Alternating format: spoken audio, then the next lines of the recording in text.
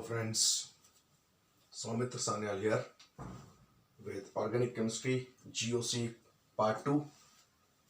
आज का topic mechanism of reactions में न्यूक्लियोफिलिक सब्स्टिट्यूशन रिएक्शंस, जिनको हम SN रिएक्शंस के तौर पे जानते हैं। 4 तरह की SN रिएक्शंस हैं। SN1 फर्स्ट ऑर्डर काइनेटिक्स से होने वाली reactions, SN2 second order kinetics से होने वाली रिएक्शंस, SNI ये रिएक्शन डार्जन्स रिएक्शन है जिसमें SN1 और SN2 दोनों ही फॉलो नहीं होते हैं।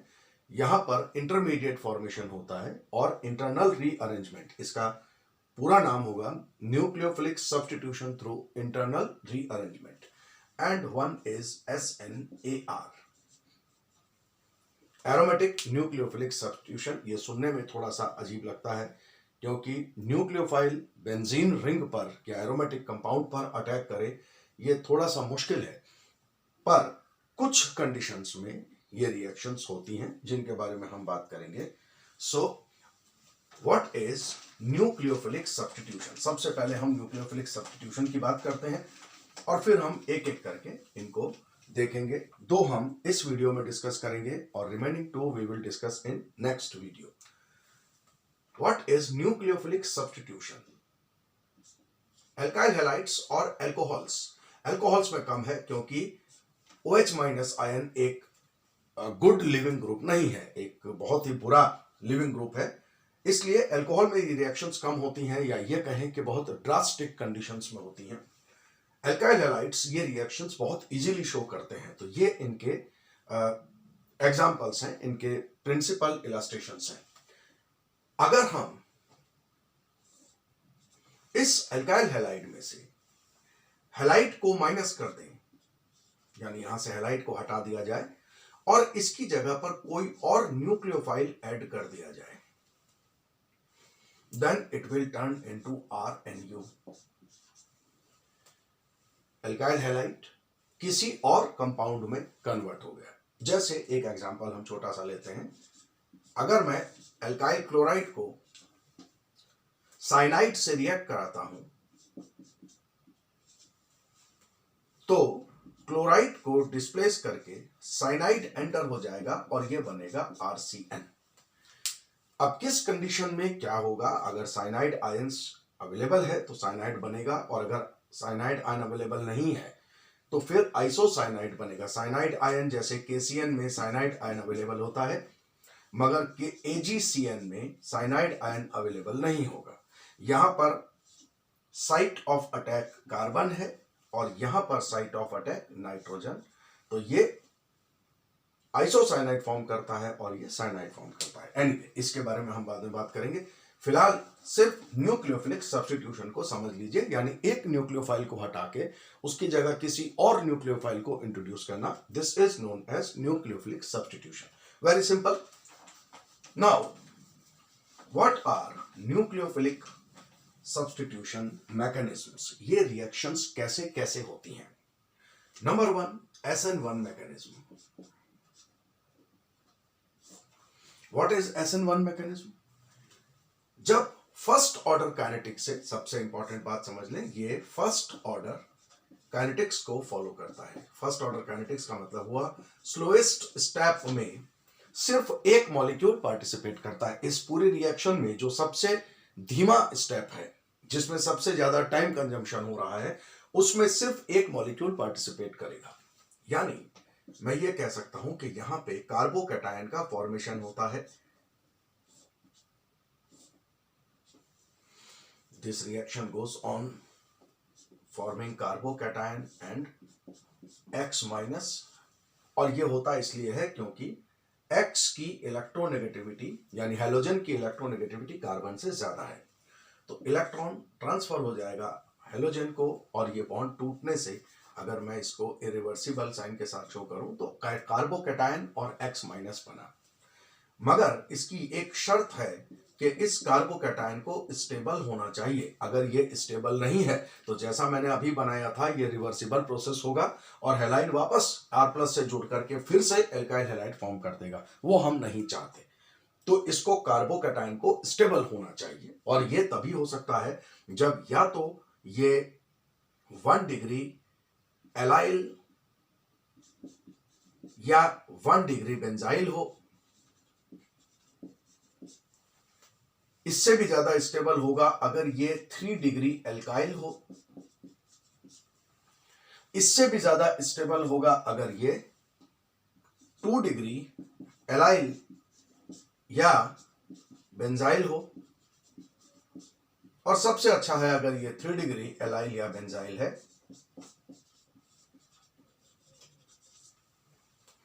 तो ये सबसे ज्यादा स्टेबल होगा। ये सारे कार्बोकैटायंस स्टेबल होते हैं और इसलिए ये अगर आपके पास 1 डिग्री एलाइल क्लोराइड है या 3 डिग्री एल्काइल ब्रोमाइड है या 2 डिग्री एलाइल बेंजाइल एलाइल या बेंजाइल ब्रोमाइड है या आयोडाइड है या क्लोराइड है, तो ये रिएक्शन बहुत आसानी से होती है। फ्लोराइड का जिक्र मैंने नहीं किया, मैंने फ्लोराइड का नाम नहीं लिया।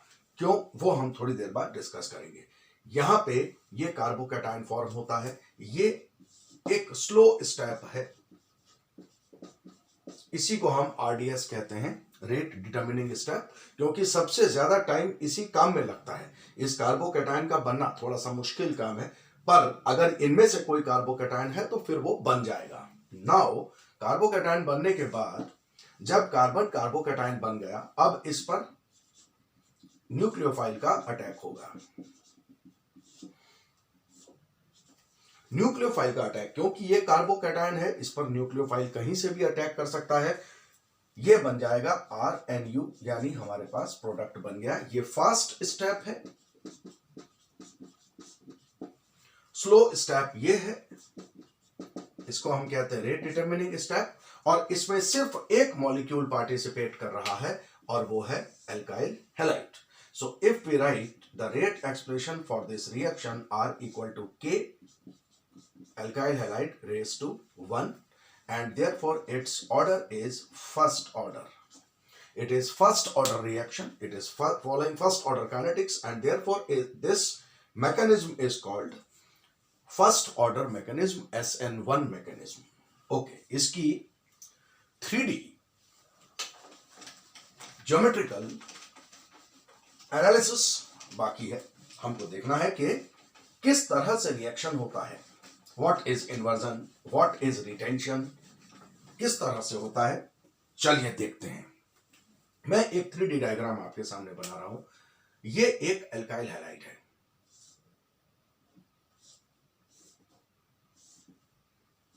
जैसा कि आप जानते हैं कि ये कार्बन है sp3 कार्बन, और इसलिए ये स्ट्रक्चर है टेट्राहेड्रल। इस पर 3 या 4 ग्रुप्स हैं, जिनमें से एक तो हेलोजन है और बाकी A, B और C लिख देता हूं मैं। ये कुछ भी हो सकते हैं, हाइड्रोजन हो सकते हैं, CH3 हो सकते हैं, anything. So this is alkyl halide and it is going to turn into carbocation. Okay, remove this X minus. अब क्या बना? अब कार्बन, क्योंकि उसने पूरा इलेक्ट्रॉन दे दिया है, ये ऑर्बिटल खाली हो गया है, इसलिए अब इसका हाइब्रिडाइजेशन स्टेट sp3 से चेंज होकर के sp2 में कन्वर्ट हो जाएगा। अब इसका स्ट्रक्चर कैसा होगा? अगर मैं इसका स्ट्रक्चर 3D बनाने की कोशिश करूं, आप इसको देखिए, ये वैकेंट p ऑर्बिटल है, बहुत ध्यान से समझिए। ये वो ऑर्बिटल है जिसमें थोड़ी देर पहले एक इलेक्ट्रॉन पेयर था, लेकिन वो इलेक्ट्रॉन पेयर x लेकर चला गया और ये ऑर्बिटल खाली हो गया। This is a vacant orbital. जहां तक बाकी 3 ऑर्बिटल्स का सवाल है, वो तीनों अभी भी भरे हुए हैं, वो तीनों अभी भी हाइब्रिड हैं। So now its hybridization state is sp2। ये ऑर्बिटल जब खाली हुआ C का, ये वाला ऑर्बिटल जिसमें पहले 2 इलेक्ट्रॉन थे, electrons have been shifted to halogen. Now this orbital, this p orbital is vacant, तो ये vacant p orbital sp3 hybridisation से बाहर निकल गया और ये बन गया sp2 हाइब्रिड। नाउ ये जो sp2 हाइब्रिड कार्बन है ये प्लेनर ट्रायंगुलर है। प्लेनर ट्रायंगुलर का मतलब हुआ ये एक प्लेन है। अब अगर मैं आपसे पूछूं, अब एक बहुत सिंपल सा सवाल है कि इस स्ट्रक्चर को अगर मैं यहां ड्रॉ करूं और आपसे कहा जाए कि कोई न्यूक्लियोफाइल इस पर अटैक करना चाहता है, यह न्यूक्लियोफाइल किधर से अटैक कर सकता है? दो पॉसिबिलिटीज हैं हमारे पास। यह न्यूक्लियोफाइल इस साइड से भी अटैक कर सकता है और यह न्यूक्लियोफाइल इस साइड से भी इस कार्बन पर अटैक कर सकता है। अब इस कार्बन पर पॉजिटिव चार्ज है, याद रखिए, क्योंकि इसने इलेक्ट्रॉन लूज किया है। X माइनस बाहर गया है, C प्लस बना है। इस C प्लस की ओर अट्रैक्ट होगा, नेचुरली पॉजिटिव चार्ज की ओर नेगेटिव चार्ज अट्रैक्ट होगा तो जुड़ेगा। अब इस अटैक को हम दो तरह के अटैक्स की बात कर सकते हैं। हम ये कह सकते हैं पहली बात कि जो कार्बन पर अटैक हो रहा है वो किस साइड से होगा, जिस साइड से न्यूक्लियोफाइल हटा है, हैलाइड हटा है, या उसके ऑपोजिट साइड से। दोनों पॉसिबिलिटीज हैं। अगर मैं ये कहूं कि पहले हैलोजन यहां पर था, मैं फिर एक डायग्राम बनाता हूं ताकि आप ज्यादा बेटर समझ सकें।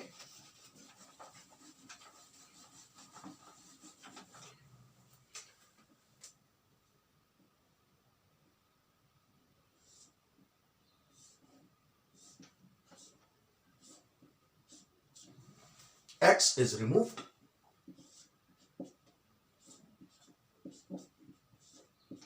and planar structure is formed। क्योंकि हाइब्रिडाइजेशन स्टेट बदल गया है, ये प्लेन हो गया है। ये वो p ऑर्बिटल है जो थोड़ी देर पहले इलेक्ट्रॉन कंटेन करता था, मगर उसका इलेक्ट्रॉन X लेकर बाहर चला गया है। अब ये वैकेंट ऑर्बिटल है। नाउ अगर मैं आपसे पूछूं कि इस स्ट्रक्चर पर न्यूक्लियोफाइल कहां से अटैक कर सकता है, if this is our nucleophile then it may attack from this side as well as from this side. तो दो स्ट्रक्चर्स बन सकते हैं। अगर इस स्ट्रक्चर को ध्यान से देखें तो मैं ये कह सकता हूं कि X इधर से बाहर निकला है, इस साइड में था X, इस साइड में। तो अगर न्यूक्लियोफाइल यहां से अटैक करेगा हम इसको कहेंगे फ्रंटल अटैक, यानी उस साइड से अटैक कर रहा है न्यूक्लियोफाइल जिस साइड से हैलाइड हटा है। यह कहलाता है रियर अटैक। रियर मतलब बैक साइड से। ये बैक साइड से अटैक कर रहा है न्यूक्लियोफाइल, यानी हैलाइड उधर से हटा है और न्यूक्लियोफाइल इस साइड से एंटर हो रहा है। अब दो तरह की ज्योमेट्री आपके पास हो जाएगी। अगर आप ये समझ गए हैं तो मैं दो तरह की ज्योमेट्री आपको बना के दिखा रहा हूं, इस अटैक का रिजल्ट क्या होगा। यहां पे अगर न्यूक्लियोफाइल इस तरफ से आता है तो फिर इस तरह का स्ट्रक्चर बनना चाहिए, क्योंकि इधर से न्यूक्लियोफाइल आएगा तो इन पर रिपल्शन होगा, वो पीछे की तरफ हटेंगे और ये बनेगा नया स्ट्रक्चर। और अगर न्यूक्लियोफाइल इस साइड से आया तो अगर न्यूक्लियोफाइल इधर से आ रहा है तो ये इस तरफ रिपेल होंगे, थोड़ी देर बाद ये स्ट्रक्चर बनेगा।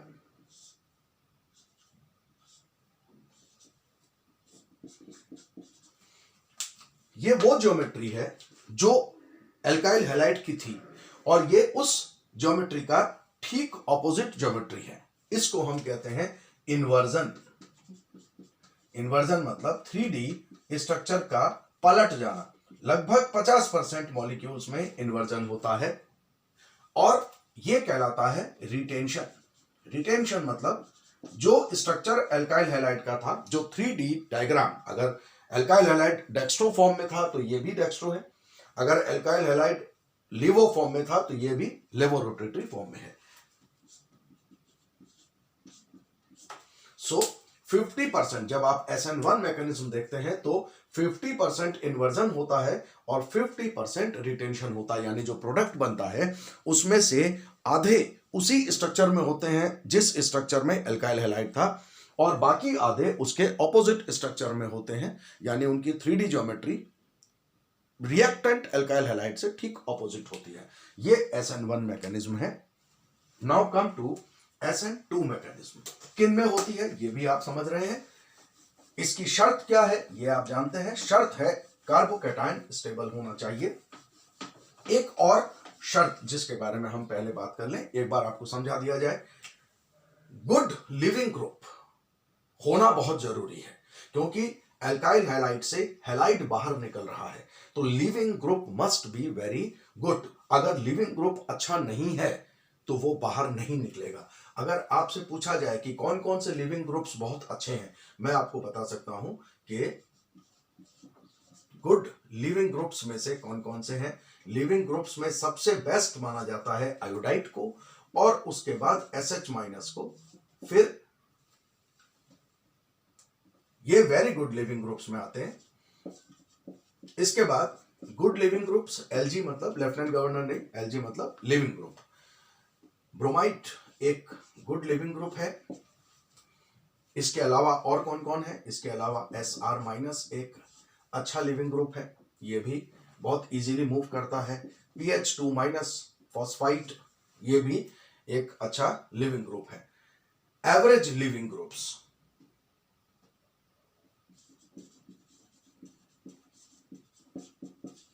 बहुत अच्छे नहीं है मगर वो लीव कर जाएंगे अगर आप चाहते हैं तो। इनमें क्लोराइड आयन है। क्लोराइड आयन के अलावा NH2- भी इसमें शामिल है। इसके अलावा साइनाइड भी इसमें शामिल है। ये सारे वो लिविंग ग्रुप्स हैं जो इजीली, बहुत आसानी से नहीं मगर निकल जाते हैं। Finally bad living groups. The worst leaving group is fluoride. मैंने थोड़ी देर पहले आपसे कहा था कि मैंने फ्लोराइड का जिक्र नहीं किया। जब हम एल्काइल हैलाइड कहते हैं तो एल्काइल हैलाइड का मतलब होता है alkyl iodide, alkyl bromide and alkyl chloride. उसमें फ्लोराइड शामिल नहीं होता, क्योंकि फ्लोराइड बहुत मुश्किल से, ये एक लिविंग ग्रुप, दुनिया का सबसे बुरा लिविंग ग्रुप है, और इसलिए ये आसानी से कार्बन से डिटैच नहीं किया जा सकता। एक तो बॉन्ड सबसे छोटा है, दूसरा फ्लोराइड आयन बहुत ज्यादा चार्ज डेंसिटी की वजह से, नेगेटिव चार्ज, जितना छोटा साइज होगा और उतने ज्यादा इलेक्ट्रॉन्स इसके आउटर मोस्ट शेल में मौजूद है, तो रिपल्शन, इंटर इलेक्ट्रॉनिक रिपल्शन की वजह से ये बहुत ज्यादा अनस्टेबल होता है, ये फॉर्म होना नहीं चाहता। इसी की कैटेगरी का, हालांकि इतना नहीं मगर फिर भी अनस्टेबल तो है हाइड्रोक्साइड। ये भी एक बैड लिविंग ग्रुप है। हालांकि हाइड्रोक्साइड कई बार न्यूक्लियोफिलिक सब्स्टिट्यूशन शो करता है, मगर वो ड्रास्टिक कंडीशंस में करेगा, यानी बहुत फिजिकल कंडीशंस आपको अप्लाई करनी पड़ेंगी, टेम्परेचर इंक्रीज करना पड़ेगा, यू में अप्लाई हायर प्रेशर, उस कंडीशंस में ये एक लिविंग ग्रुप की तरह एक्ट करता है। ये लिविंग ग्रुप्स है। तो दो कंडीशंस हैं हमारे पास जो बिल्कुल क्लियर है। SN1 मैकेनिज्म की शर्त है कि आयंस बनने चाहिए। आयंस एक कार्बोकैटायन, ये जितना ज्यादा स्टेबल होगा उतनी आसानी से फॉर्म होगा। दूसरा, हैलाइड बनना चाहिए, और ये लिविंग ग्रुप है, इसको बाहर निकलना चाहिए। जितना आसानी से ये रिलीज होगा उतना आसानी से SN1 मैकेनिज्म होगा। तीसरी कंडीशन ये है कि ये सॉल्वेंट पोलर होना चाहिए, क्योंकि सॉल्वेंट जितना ज्यादा पोलर होगा वो उतना ज्यादा पोलैरिटी इंड्यूस करेगा बॉन्ड में, और इस बॉन्ड में जितना ज्यादा पोलैरिटी इंड्यूस होगी उतना इसके टूटने की, यानी आयंस बनने की पॉसिबिलिटी बढ़ेगी। इसलिए पोलर सॉल्वेंट हमारे पास होना चाहिए। Okay, now come to SN2 mechanism. What is SN2 mechanism? जैसा कि आप नाम से समझ रहे हैं, यह सेकंड ऑर्डर काइनेटिक्स है।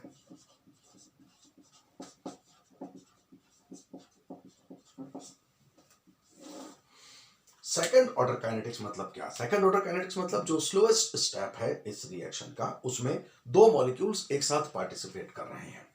इसका सीधा सा मतलब हुआ कि एल्काइल हैलाइड ये फॉर्म नहीं कर पा रहा, और अगर इवन इफ ये फॉर्म हो भी रहा है तो भी ये इमीडिएटली वापस कन्वर्ट हो जा रहा है इसमें। तो इट इज वेरी डिफिकल्ट कि R+ सस्टेन कर सके। This is highly unstable. This carbocation, जैसा हमने SN1 में कहा था कि इसको स्टेबल होना चाहिए, What if it is not stable? If it is unstable, then what? जैसे अगर ये 2 डिग्री हो, 2 डिग्री एल्काइल, यहां पर मैं एक चीज बिल्कुल क्लियर कर दूं आपको कि 2 डिग्री एल्काइल बहुत अनस्टेबल भी नहीं है और बहुत स्टेबल भी नहीं है, वो इंटरमीडिएट एक बाउंड्री लाइन पर खड़ा है कि भाई मैं SN1 से भी जा सकता हूं और मैं SN2 से भी जा सकता हूं। अगर अच्छा गुड लिविंग ग्रुप हुआ तो हम SN1 से जा सकते हैं, अगर सॉल्वेंट पोलर हुआ तो हम SN1 से जा सकते हैं, अदरवाइज हम SN2 से जाएंगे। Maximum part 2 degree alkyl halides का, अगर हमारे पास में 2 डिग्री एल्काइल हैलाइड्स के 100 मॉलिक्यूल्स हैं तो मान लीजिए कि लगभग 35 से 40 मॉलिक्यूल्स SN1 मैकेनिज्म से जाएंगे और बाकी लगभग 60 से 65 molecules will go through SN2 mechanism. ठीक है, अगर 1 डिग्री एल्काइल हैलाइड हो तो हार्डली 8 to 10% ये SN1 से जा सकता है, बाकी पूरा SN2 मैकेनिज्म से जाएगा। उसकी वजह है कि 1 डिग्री एल्काइल हैलाइड बहुत अनस्टेबल होता है। Then comes methyl, methyl carbocation, highly unstable, ये SN1 मैकेनिज्म फॉलो नहीं करता, 2-3% अगर करता है तो वो नहीं करने के बराबर है। Then comes vinyl, forget it कि ये SN1 से पास होगा, नेवर। इससे भी अनस्टेबल है फिनाइल, ये SN1 से पास नहीं होता। थोड़ी देर पहले मैंने कहा कि ये तो एक्चुअली न्यूक्लियोफिलिक सब्स्टिट्यूशन से भी बहुत मुश्किल से पास होता है और SN1 से तो पास होने की कोई पॉसिबिलिटी नहीं है, क्योंकि फिनाइल कार्बोकैटायन सस्टेन नहीं करता, फिनाइल कार्बोकैटायन सस्टेन नहीं करता तो ऑब्वियस बात है कि वो कार्बोकैटायन फॉर्म नहीं करेगा। ओके, ये आप समझ गए कि लगभग कौन से एल्काइल हैलाइड्स हैं जो इस रिएक्शन से पास होंगे। ये SN1 से पास नहीं हो सकने वाले हैं जो अनस्टेबल कार्बोकैटायन फॉर्म कर रहे हैं। ओके, नाउ अगर ये कार्बोकैटायन फॉर्म नहीं कर सकता है ये alkyl halide, then how will SN mechanism go on? Nucleophile क्या करे? न्यूक्लियोफाइल को खुद इंटरवीन करना पड़ेगा इस मैटर में। ये एल्काइल हैलाइड है, मैं पूरा डायग्राम एक बार बना देता हूं, RA, RB, RC, ये टेट्राहेड्रल स्ट्रक्चर है और अब nucleophile is intervening in this matter. अब इसके इलेक्ट्रॉन्स धीरे धीरे इस R की ओर बढ़ रहे हैं और क्यों बढ़ रहे हैं? क्योंकि इस बॉन्ड में पोलैरिटी है, क्लोरीन पर पार्शियल नेगेटिव चार्ज है, R पर पार्शियल पॉजिटिव चार्ज है, and this partial positive charge is attracting this nucleophile, the electron pair of this nucleophile is moving towards this R। Now what will happen? अगर पीछे से electrons आ रहे हैं तो यहां पर मौजूद इलेक्ट्रॉन्स रिपेल होंगे, रिपेल होकर क्लोरीन की ओर बढ़ेंगे और वैसे भी क्लोरीन की टेंडेंसी है इलेक्ट्रॉन पुल करने की, तो इलेक्ट्रॉन्स क्लोरीन की ओर बढ़ने लगे हैं और ये इसकी ओर बढ़ने लगे हैं। इस न्यूक्लियोफाइल के आने से, इसके आने से इसका रिपल्शन इन 3 ग्रुप्स पर पड़ेगा। रिजल्ट क्या होगा? थोड़ी देर बाद ये इस तरह का स्ट्रक्चर बन जाएगा, R कहता हूं मैं इसको, जो भी है।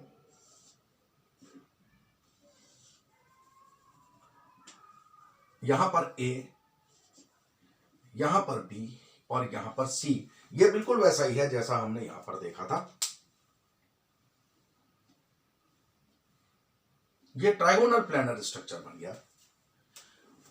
ये बॉन्ड, मैंने क्लोरीन लिखा था तो क्लोरीन ही लिखता हूं, और ये बॉन्ड, ये कार्बन पेंटावेलेंट C स्टेट में आ गया। हालांकि कार्बन पेंटावेलेंट नहीं होता है, हम जानते हैं 5 बॉन्ड नहीं बना सकता, पर यह ट्रांजिशन स्टेट कहलाता है। This is called transition state. इस ट्रांजिशन स्टेट में क्या हो रहा है? न्यूक्लियोफाइल के इलेक्ट्रॉन्स धीरे धीरे कार्बन की ओर बढ़ रहे हैं, तो न्यूक्लियोफाइल का नेगेटिव चार्ज धीरे धीरे कम हो रहा है, and in lieu of that, in electrons के कार्बन की ओर बढ़ने की वजह से कार्बन के इलेक्ट्रॉन्स क्लोरीन की तरफ बढ़ने लगे हैं और इससे क्लोरीन पर नेगेटिव चार्ज और ज्यादा गहराता जा रहा है। This state is called transition state, intermediate transition state. TS stands for transition state. ये ट्रांजिशन स्टेट फॉर्म हो गया है, मगर ये बहुत देर तक सस्टेन नहीं कर सकता। अब 2 बातें हो सकती हैं, या तो ये वापस टूट जाए। 2 बातें क्या क्या हो सकती हैं? या तो ये वाला बॉन्ड फिर से टूट जाए, और अगर ये बॉन्ड टूटा तो ये वापस कन्वर्ट हो जाएगा इसी स्ट्रक्चर में, न्यूक्लियोफाइल बाहर आ गया और ये वापस ये मॉलिक्यूल बन गया। लेकिन और एक बात भी तो हो सकती है, ये बॉन्ड बन जाए और ये बॉन्ड टूट जाए, अगर ये इलेक्ट्रॉन पूरी तरह से बीच में सेटल हो जाते हैं और ये बॉन्ड पूरी तरह से ट्रांसफर हो जाते हैं, देन व्हाट विल हैपन। मैं इसको मिटा रहा हूं, इसको देखते रहिए। यहां पे अगर ये बॉन्ड टूटा तो क्या बनेगा, न्यूक्लियोफाइल R। ये बॉन्ड टूट गया है तो ये पीछे की तरफ चले जाएंगे, A, B and C, and so far as this chlorine is concerned, it has come out as Cl minus। इसने इलेक्ट्रॉन ले लिए हैं और ये बाहर निकल आया है इस मॉलिक्यूल से। अब अगर आप ध्यान से देखें तो ये स्ट्रक्चर हमेशा इन्वर्टेड स्ट्रक्चर है, ये इन्वर्जन हुआ है और यहां हमेशा इन्वर्जन ही होता है, 100% inversion. Why it is 100% inversion?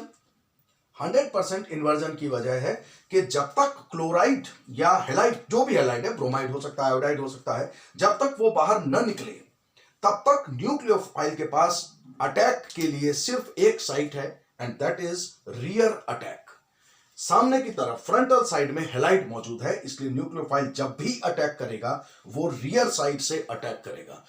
जब रियर अटैक होगा तो ऑब्वियस बात है कि स्ट्रक्चर इन्वर्जन की तरफ जाएगा, यानी यहां से क्लोराइड हटा है और यहां से न्यूक्लियोफाइल एंटर हुआ है, therefore it always leads towards inversion. तो 100% inversion is symbol of SN2 mechanism. TS की स्टेबिलिटी एक बहुत इंपॉर्टेंट रोल प्ले करती है। इस R पर, इस कार्बन पर जितने ज्यादा हल्के ग्रुप होंगे उतना ये ट्रांजिशन स्टेट स्टेबल होता है। अब आप एक चीज समझिए कि अगर मैं आपसे कहूं कि ये तीनों हाइड्रोजन एटम्स हैं, ये कार्बन है और इस पर ये तीनों हाइड्रोजन है, ये ट्रांजिशन स्टेट बहुत स्टेबल होगा, बहुत ज्यादा स्टेबल होगा, और इसलिए ये बहुत आसानी से SN2, ये ट्रांजिशन स्टेट बनेगा और SN2 मैकेनिज्म में पास होगा। But if it is 1 degree carbon, यानी एक तरफ हमने CH3 जोड़ दिया, क्योंकि थोड़ा सा बल्क आ गया है इसलिए ये उतना स्टेबल नहीं होगा, लगभग 90% ये इससे पास होगा। हम थोड़ा और बढ़ा देते हैं बल्क, हम यहां पर भी H की जगह CH3 कर दें। अब आप देखें कि कार्बन पर, इस ट्रांजिशन स्टेट में इस कार्बन पर 2 बल्कियर ग्रुप्स हैं, बहुत बल्क नहीं है मगर बल्कियर हैं, तो इसके लिए SN2 से पास होना थोड़ा और मुश्किल हो जाएगा। 1 डिग्री, अगर हम मिथाइल की बात करें, मिथाइल का मतलब हुआ 0 डिग्री कार्बन, जहां पे कोई कार्बन और नहीं जुड़ा है, ये लगभग 100% SN2 मैकेनिज्म से जाता है। जब आप 1 डिग्री कार्बन की बात करते हैं तो ये लगभग 90% SN2 से पास होता है, लेकिन जब आप 2 डिग्री की बात करते हैं तो ये लगभग 60 से 65% तक SN2 से पास होता है, क्योंकि इस पे बल्कियर ग्रुप्स हैं। When it comes to CH3 whole thrice, मतलब इस कार्बन पर तीनों CH3 ग्रुप्स हैं। अब क्योंकि बहुत बल्कियर ग्रुप्स इस कार्बन पर हैं, इसलिए 3 डिग्री के लिए SN2 मैकेनिज्म से पास होना बहुत आसान काम नहीं है, और वो SN2 से पास भी नहीं होता। क्यों पास नहीं होता? इसलिए पास नहीं होता क्योंकि वो ट्रांजिशन स्टेट स्टेबल फॉर्म नहीं कर सकता। Now what is order of this reaction? अगर आप ध्यान से देखें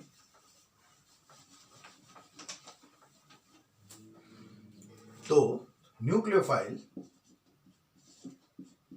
is attacking our alkyl halide.